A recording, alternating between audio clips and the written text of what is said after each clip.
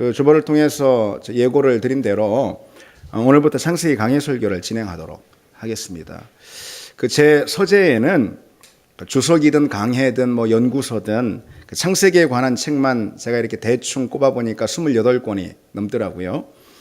물론 제 서재에만 그렇다라는 것이 창세기에 관한 책은 굉장히 많습니다. 훨씬 더 많습니다. 뭘 말해주는 걸까요? 창세기에 관해서 연구하고 묵상할 내용들이 그렇게 많다라는 그런 이야기겠죠.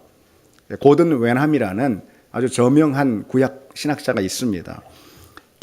고든 웬함은 약 1500페이지에 이르는 그 방대한 창세기 주석을 집필한 다음에 그 서문에다가 이렇게 소감을 밝히고 있어요. 시간과 지혜의 한계로 인해서 주석 작업이 매우 불충분했고, 사실은 시간과 지혜를 다 동원한다 해도 충분할 정도로 집필할 수 없다는 사실에 절망감을 느낍니다. 그랬습니다.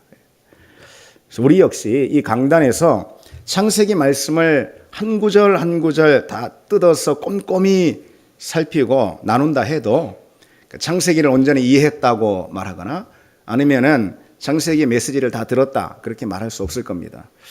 다만 우리가 바라기는 오늘 우리에게 오늘 이 자리에 하나님께서 주시는 음성이 뭔가, 하나님의 메시지가 뭔가, 다만 그것만 살펴볼 따름입니다.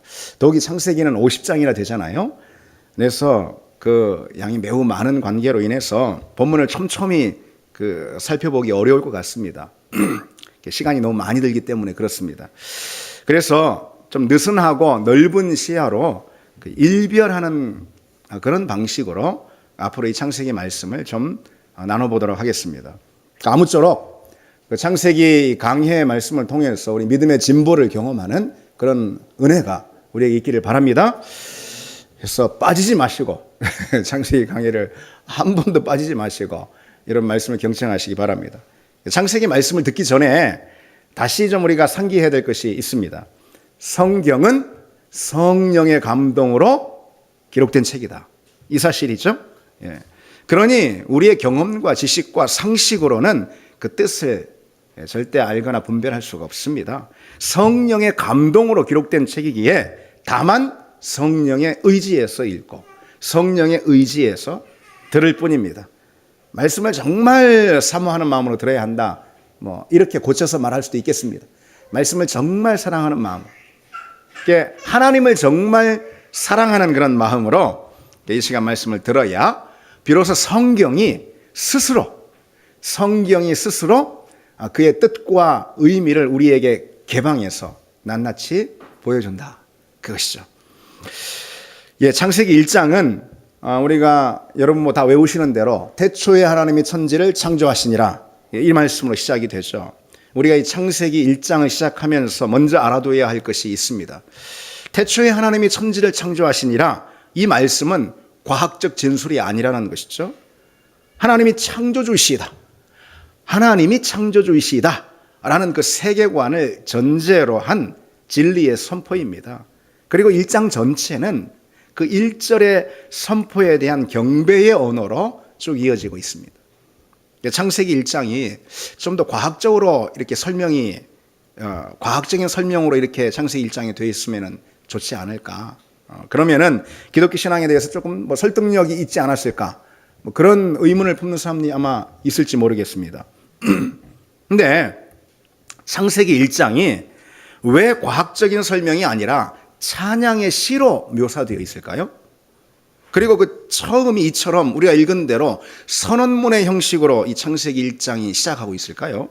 그것은요, 단순해요. 태초에 하나님이 천지를 창조하신 그 사건을 목격한 사람이 아무도 없기 때문에 그렇습니다. 이걸 좀 과학적인 용어를 빌리자면은 창조는 관찰자의 데이터가 있을 수 없는 그런 사건입니다. 그렇죠? 따라서 창조에 관해서는 권위를 가진 진술자의 선언을 믿음으로 우리가 받아들이는 그 길 외에는 다른 길이 없다라는 거죠. 여러분은 여러분이 태어난 생년월일을 다 알고 있고 또 여러분 부모님을 다 알고 있습니다. 어떻게 알고 있습니까? 여러분이 태어난 그날 그 시 그 사건을 직접 목격해서 아는 사람 아무도 없잖아요. 그렇죠? 부모님이 그렇다 하니까 이제 믿고선 받아들이는 것이죠. 우주 만물이 시작된 역사의 시초 역시 마찬가지입니다. 목격자나 관찰자의 위치에 있던 존재가 당연히 아무도 없기에, 모든 피조, 모든 만물들이 다 그때 생겨났고 창조되었기 때문에 목격자나 관찰자의 위치에 있었던 존재가 아무도 없어요. 그래서 창조 사건은 조사할 수도 분석할 수도 또 그리고 자세히 살펴 설명해 줄 수도 없는 일인 거죠. 물론 과학계에서 빅뱅 이론이라는 것이 있습니다. 여러분도 잘은 모르겠지만은 과학계에서 말하는 이 빅뱅 이론은 우주의 시작을 과학적으로 밝혀낼 수 있을 것처럼 그렇게 말을 하지만은 실은 역시 논리적인 이해에 도움을 줄 뿐, 그것입니다. 과학적으로 정확히 규명해낼 수 있는 것 아직 그럴 수 없다라는 것이죠. 그저 빅뱅 이론 그런 식으로 해서 우주 대폭발 식으로 해서 이렇게 우주 만물이 시작이 되었구나라는 그런 논리적인 이해만 우리에게 줄 뿐이지 바로 그 시점에 대해서 과학적으로 정확히 규명할 도리는 아직 없다라는 것이죠.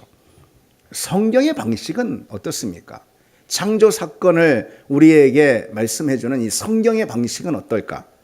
본문 그대로예요. 본문 그대로. 다만 성경을 권위의 진술자로 받아들이는 사람들에게 그들을 향해서 바로 우리죠. 하나님의 창조를 간명하게 선언하고 있는 방식입니다. 하나님이 천지를 창조하시니라. 그러니 그 사실을 축하하라. 축하하라. 이거죠. 그렇게 하나님의 창조를 축하하는 자리로 초대하고 있습니다. 그래서 저도 이 시간 그 본문의 의도 그대로 여러분들에게 설교하려고 합니다. 설명하려고 하지 않겠다라는 것이죠. 물론 세상은 창조된 세계다라는 그 사실을 납득할 만하게 살펴보는 것도 우리에게 유익한 일이 될 수도 있을 겁니다. 세속적 세계관이 주장하고 있듯이 만물이 우연과 진화의 산물이 아니라 하나님의 창조의 결과라는 그 사실을 받아들이는 것이 실은 훨씬 더 합리적인 것이고 그리고 메이크 센스, 의미 있는 그런 논리다, 의미가 통하는 논리다라는 그 점을 살펴보는 것도 필요하긴 하겠습니다. 그러나 그 점에 관해서는 그 기회를 다른 자리로 미뤄두기로 하고요.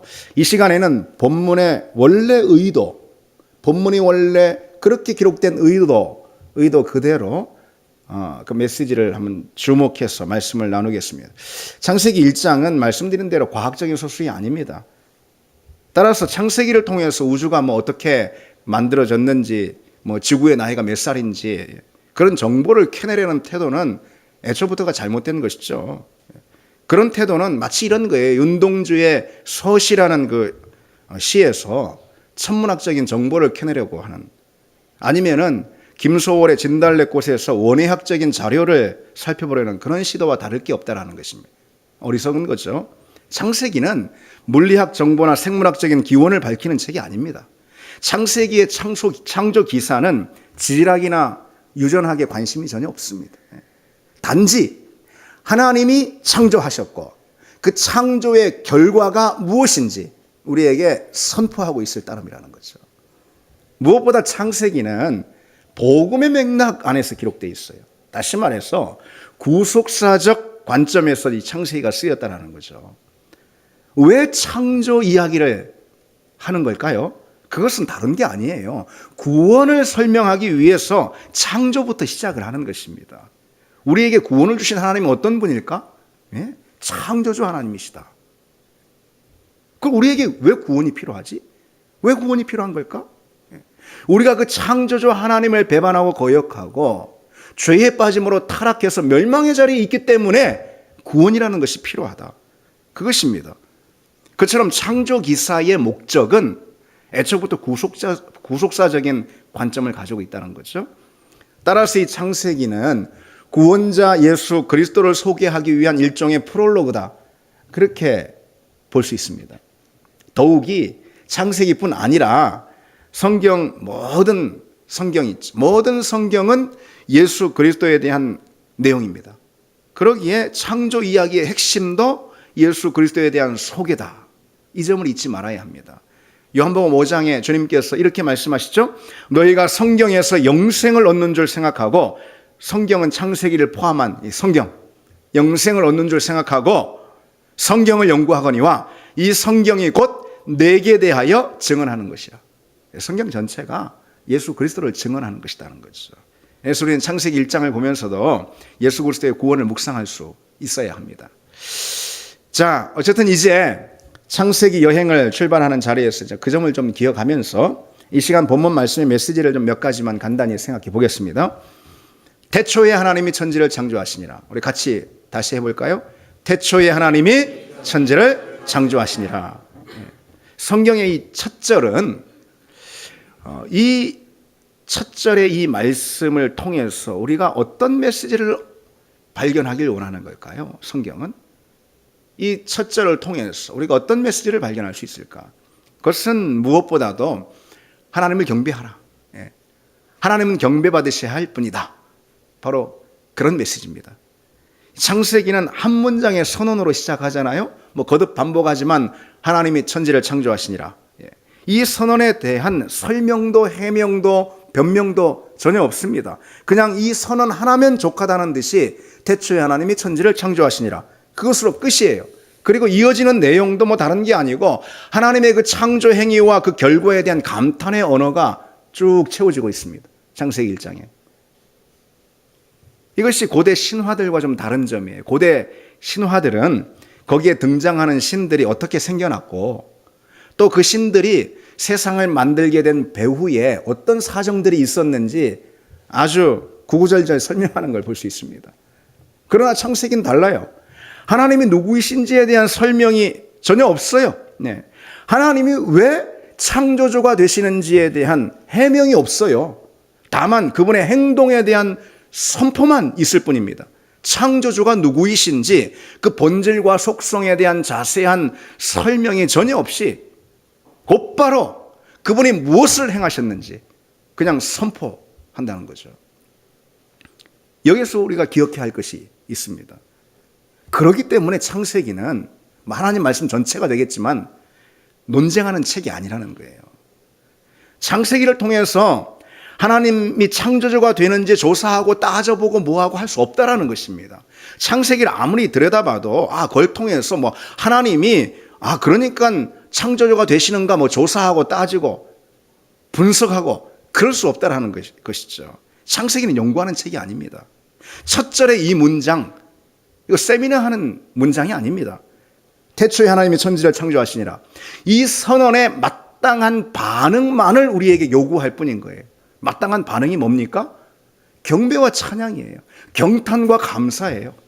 그것만 요청하고 있을 뿐입니다. 근데 여러분 정말 중요한 사실이 있어요. 하나님은 우리가 그처럼 하나님이 행하신 일을 찬양하고 경배할 때 비로소 우리 가운데 당신을 드러내신다. 이 사실입니다. 하나님은 그분이 계신지 안 계신지 그분이 어떤 일을 행하셨는지 그렇지 않은지 따져보고 가리고 논쟁하고 그래서 알 수 있는 분이 아닙니다. 하나님이 누구이신지 머리로 헤아려 볼 때 하나님을 알고 또 만날 수 있지 않다는 거예요. 하나님은 조사하고 연구해서 만날 수 있는 분이 아닙니다. 다만 그분의 위대하심을 찬양하는 사람에게 하나님은 비로소 당신의 정체를 밝히 드러내 주신다는 겁니다. 그분의 창조의 능력을 경배하는 사람에게 하나님은 당신의 능력을 보여주십니다. 하나님은 오직 그분의 존귀와 위엄과 영광을 찬양하는 사람에게 당신의 임재를 드러내 주십니다. 하나님은 그분을 높이는 사람에게 과연 당신이 얼마나 위대하고 얼마나 능력 있는 분이신지 보여주십니다. 여러분, 우리가 하나님 다 만나기를 원하죠? 하나님 만나기 원하십니까, 여러분? 하나님을 높이면 된다는 것이죠. 하나님을 높이십시오. 하나님을 찬양하라는 것입니다. 그러면 하나님을 만납니다. 하나님의 위대하심을 경배하는 것입니다. 그럼 반드시 위대하신 하나님의 손길을 만납니다. 하나님의 능력을 찬양하는 것입니다. 그러면 하나님의 능력을 분명 만나게 됩니다. 하나님의 사랑과 은혜를 높여드리는 것이죠. 그러면은 우리는 그 자리에서 하나님의 사랑과 은혜를 경험하게 됩니다. 그 원리예요. 사실 모든 피조물의 존재 이유가 뭘까? 그것은 하나님을 예비하는 것입니다. 성경에 하나님을 예비하고 하나님을 영화롭게 하는 것이 모든 피조물의 존재 이유입니다. 그런데 하나님은 그분을 위해서가 아니라 실은 우리를 위해서, 피조물인 우리를 위해서 하나님을 경배하고 하나님을 영화롭게 하는 것을 우리의 존재 이유와 목적으로 삼아주셨다라는, 우리를 위해서. 여러분, 우리가 하나님을 높여드린다고 하나님이 높아지십니까? 우리가 하나님을 경배한다고 하나님이 더 위대해지십니까? 아니죠. 하나님은 원래 스스로 높으신 분이고 위대하신 분이죠. 그러니까 하나님이시죠. 다만 우리가 하나님을 찬양할 때 어떤 일이 일어나는가? 하나님을 찬양할 때 하나님이 위대해지시는 것이 아닙니다. 하나님을 찬양할 때 다만 어떤 일이 일어나는가? 하나님의 그 위대하심, 하나님의 능력, 하나님의 영광이 우리에게 찾아오게 된다는 거예요. 그래서 찬양의 태도는 우리에게 선물입니다. 경배라는 것은 그 자체로 우리에게 복이 되고 능력이 됩니다. 여러분, 다윗을 생각해 보세요. 누가 봐도 장탄식이 절로 나올 그런 힘들고 어려운 상황을 다윗이 맞았습니다. 그런 경우가 많았습니다. 그런데 그 속에서 다윗은 하프를 들고 찬양을 시작합니다. 그러니까 다윗은 절망의 자리에서 자기의 마음을 굳히는데, 확정하는데 이렇게 아주 다짐을 하고 있어요. 하나님이여, 내 마음이 확정되었고 내 마음이 확정되었사오니 내가 노래하고 내가 찬송하리이다. 깊은 한숨과 좌절, 원망과 비탄의 자리인데도 불구하고 다윗은 찬양의 함성으로 새벽을 깨우리라 고백하는 것입니다. 다짐하는 것입니다. 그러자 정말 놀라운 일들이 다윗에게 일어나지 않습니까? 하나님은 나의 반석이시라. 이렇게 하나님을 높여드리고 찬양하니까 진정 하나님께서 다윗의 인생 가운데 반석으로 개입하시잖아요. 그렇죠? 하나님이 나의 구원이십니다. 그 자리가 비록 절벽에 선 자리, 그 자리가 비록 정말 좌절 가운데 있는 그 깊은 슬픔과 어려움의 자리 가운데 있음에도 불구하고 그 자리에서 하나님이 내 구원자가 되십니다. 이렇게 하나님 찬양하니까 진정 하나님께서 그 다윗의 인생 가운데 구원자로 개입하시지 않습니까? 바로 그 원리입니다. 여러분. 그래서 여러분에게 도전합니다. 권합니다. 여러분들 그렇게 시도하시기 바랍니다. 한번 시험해 보십시오. 적용해 보십시오. 적용해 보시기 바랍니다, 여러분. 하나님이 과연 그러신 분인지, 과연 그러실 것입니까? 과연 그러신 분입니다. 우리는 하나님을 낱낱이 조사하고 머리로 헤아려 봐서 알 수 있거나 만날 수 있지 않습니다. 하나님을 높이고 하나님을 경배하고 우리 삶의 자리 어떤 처지에 있든지 하나님의 위대하심을 고백할 때 진정 하나님은 위대하신 하나님으로 놀라우신 사랑을 가지고 우리에게 찾아오시는 줄 믿습니다. 둘째로 오늘 우리 창세기 1장 첫 절 이 본문은 우리에게 어떤 메시지를 주고 있는가? 그것은요, 하나님이 역사의 주어가 되신다라는 메시지를 주고 있습니다. 하나님이 역사의 주어가 되신다.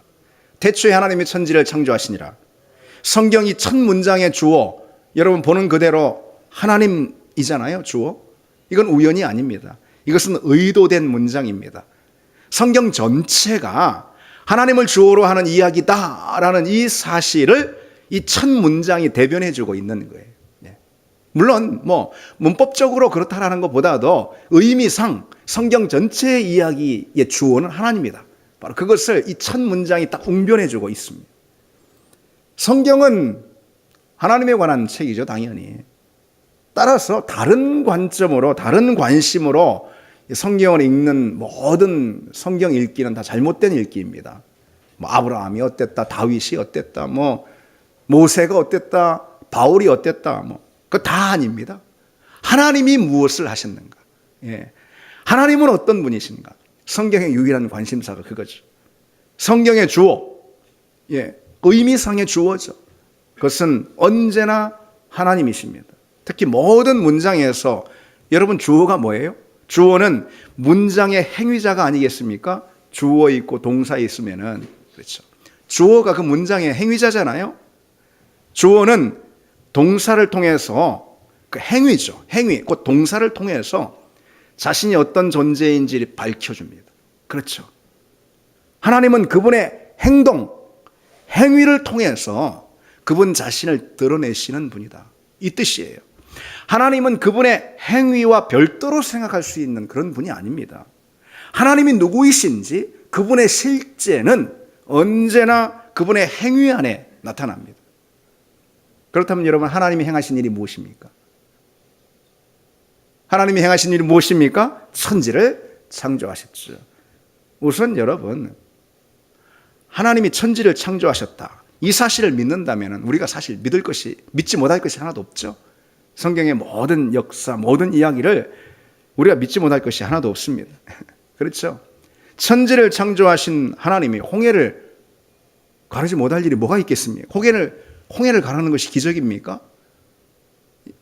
천지를 창조하신 하나님이 인간의 몸을 만드신 하나님이죠. 그 하나님이 우리의 질병을 고치시고 죽은 자를 살리시는 게 무슨 기적이겠습니까? 그건 우리에게나 기적이지 하나님께는 기적이 아니죠. 창세기 1장을 그래서 다 읽고서는 출애굽기에 가가지고선 홍해가 어떻게 갈라져 막 하면서 이렇게 걸리는 사람은 거기에 그거는 그 자체로 말이 안 통하는 거예요. 말이 안 돼요. 그래서 우리는 성경의 이 첫 문장만 믿는다면은 하나님의 모든 역사를 다 믿게 됩니다. 성경을 다 믿게 돼요. 사실 이 첫 문장에 대한 믿음은 성경 전체에 대한 믿음의 출발이고 또 그 전제가 됩니다. 여러분, 바로 그 천지를 창조하신 하나님, 그 하나님을 중요한 건 뭐예요?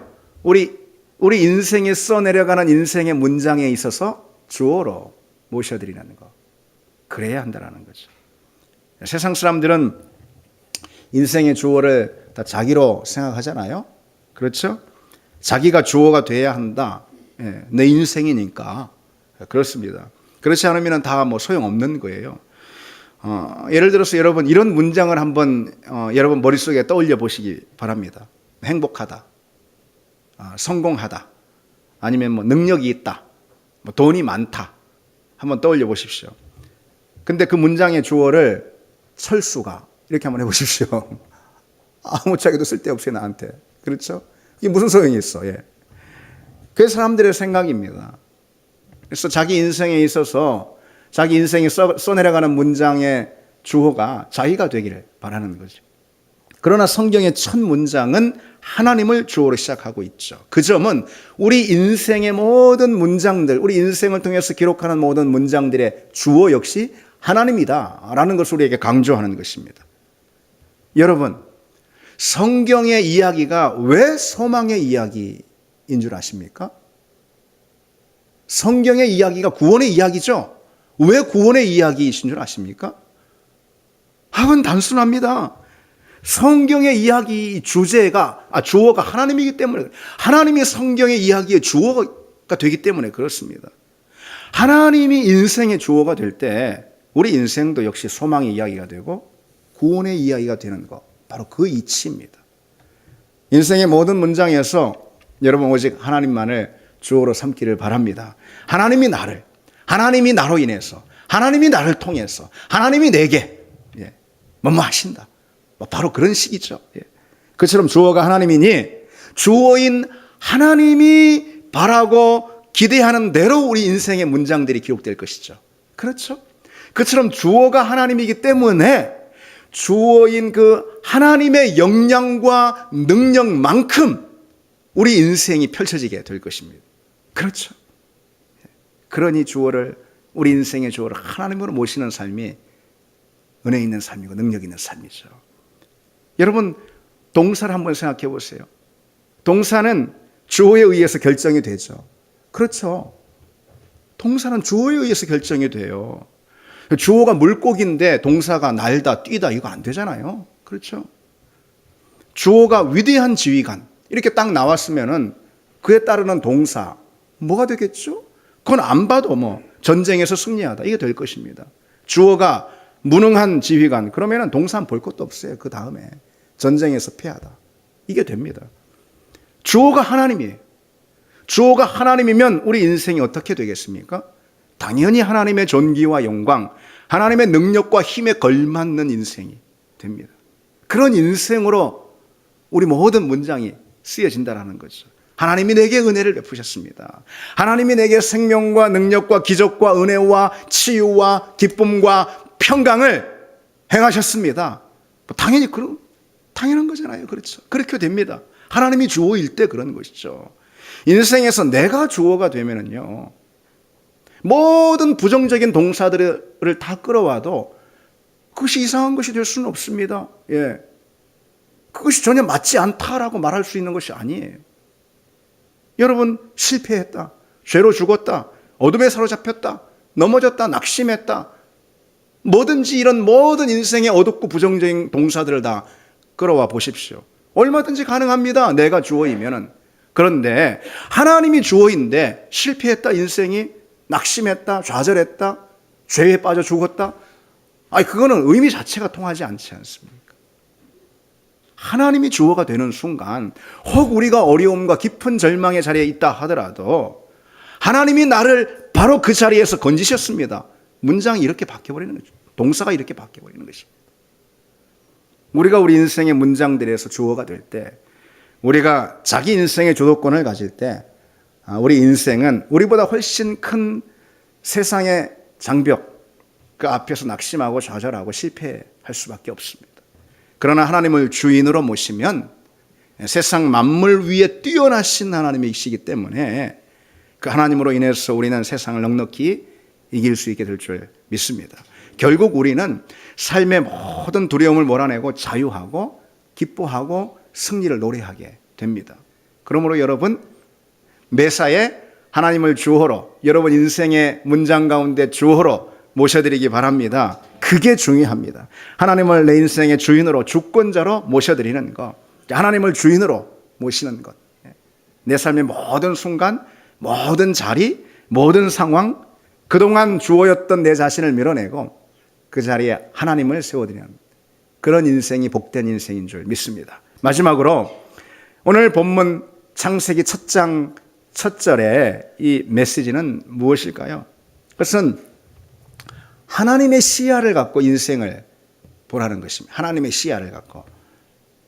하나님은 천지 만물을 창조하신 창조주시죠. 바로 그 시야, 천지 만물보다 높이 계셔서 모든 만물을 내려보시고 굽어보시는 그 하나님의 시야 안에서, 그 하나님의 시야로 우리가 우리 인생을 볼 줄 알아야 한다는 거죠. 그것이 지혜입니다. 이 창세기는 언제 누구에 의해서 쓰였을까요, 여러분? 창세기는 누가 기록했어요? 창세기는 모세가 기록했습니다. 언제 기록했을까요? 당연히 출애굽한 다음에 시내산에서 그리고 광야에서 모세가 창세기를 기록했습니다. 근데 여러분 생각해 보세요. 출애굽한 이스라엘 백성들이 광야를 진행하고 있습니다. 이들의 시선은 어땠을까요? 온통 현실적인 문제들에만 집중되어 있습니다. 마실 물이 없다고 소리치고, 먹을 양식이 없다고 불평하고, 떼약볕에 이대로 놔둔다고 그늘이 없다고 짜증을 내고, 사실 어찌 보면 그럴 수밖에 또 없어요. 예. 저도 지난번 그 성지답사 가서 아주 짧게 조금 맛봤지만은 거기 이 광야가 사람이 살 수 있는 곳이 아니에요. 이 광야는. 예. 인간이 여기서 버틸 수 있는 곳이 아니에요.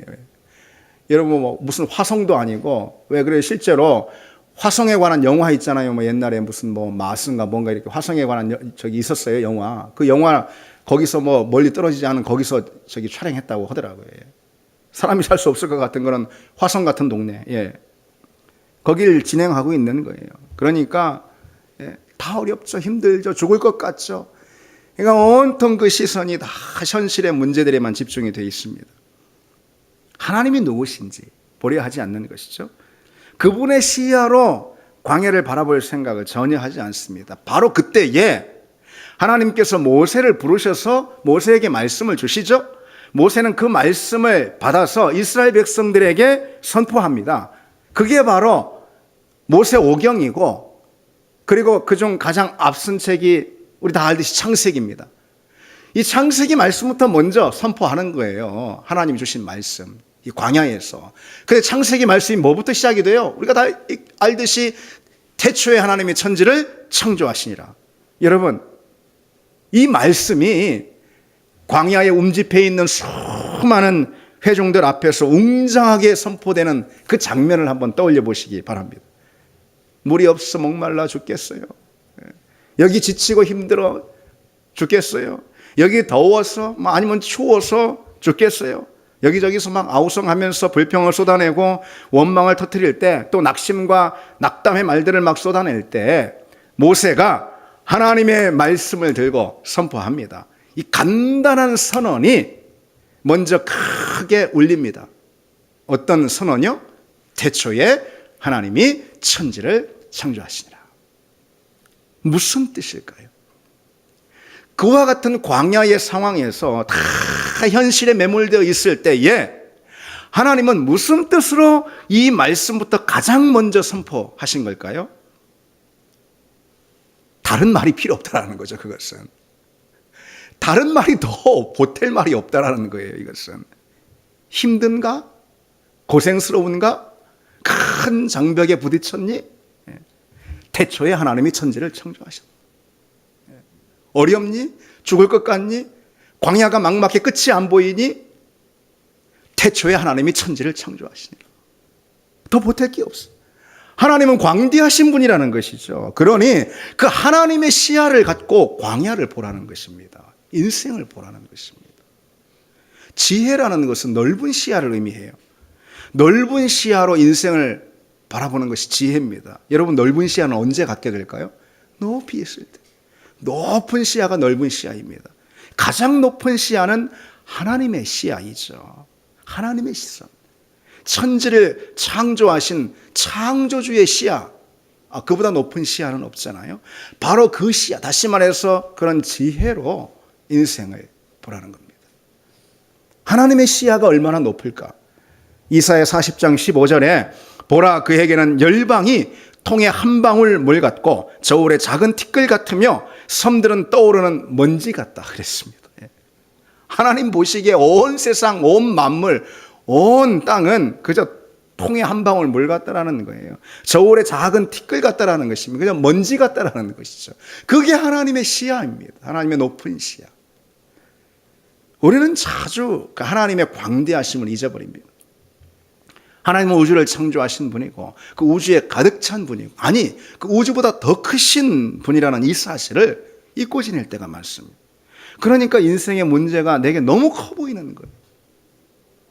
너무 두려운 것입니다. 거기에 주눅이 드는 것이죠. 그런 우리를 향해서 하나님이 가장 먼저 선포하시는 지혜의 말씀, 내가 천지의 창조주다. 하나님은 광대하시고 위대하신 분입니다. 온 우주 만물과 역사가 다 하나님의 것이고 다 하나님이 다스리는 하나님의 영토인 줄 믿습니다. 그런데 놀랍게도 그 하나님께서 우리를 가장 사랑하셔서 우리를 위해서 자기 자신을 내어주시는 사랑을 하셨다라는 거죠. 그리고 우리 머리털까지 세신다 그랬습니다. 너희 머리털까지 다 세신 바 되었느니 두려워 말라 그랬죠. 하나님의 그 광대하신 능력, 그 능력으로 무엇을 하시는가? 우리의 머리털까지도 세시고 지키신다. 여러분, 그 사실을 잊지 마시기 바랍니다. 하나님의 시야를 가진 사람은 인생의 문제와 난관 앞에서 주눅들지 않습니다. 그것을 평지로 만드는 믿음의 담대함과 마음의 여유를 갖습니다. 여러분, 그것은 우리의 의지로 할 수 있는 것이 아닙니다. 우리의 용기로 할 수 있는 것이 아닙니다. 그것은 믿음으로 할 수 있습니다. 그 믿음이 무엇이냐? 하나님의 시야를 갖는 것입니다. 하나님은 광대하십니다. 그 광대하시고 크신 하나님이 곧 내 머리털까지 세신 바 되는 나를 사랑하시는 분입니다. 여러분, 그 하나님의 시야를 갖고 사는 우리가 되길 바랍니다. 이제 말씀을 맺겠습니다.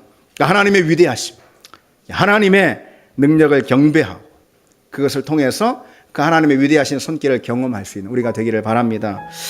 그리고 인생의 모든 문장들, 우리가 써내려가는 문장들, 그 주어를 하나님으로 삼는 그런 복이 있기를 바랍니다.